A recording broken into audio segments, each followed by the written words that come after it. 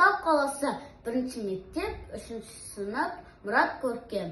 Қыз Абай Құнанбайлы. Ақ киімді денелі, ақ сақалды, соққыр, мұққау, танымас түр жанды.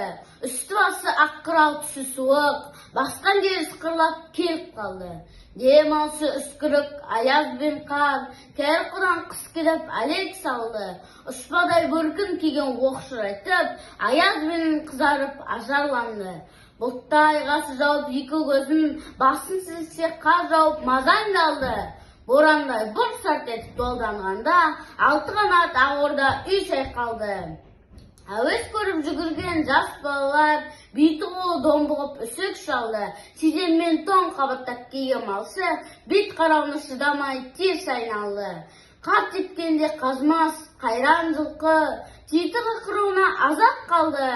Құспен бірге тұмсығын салды қасқыр, малшыларым қорғылма итке малды. Соныға мал жайып күзетіндер, үйқын түрмес, қайрат қыл, бұз қамалды. Ит жегенше қоныбай, қанай жесін, құр жіберін атырған кәр шалды.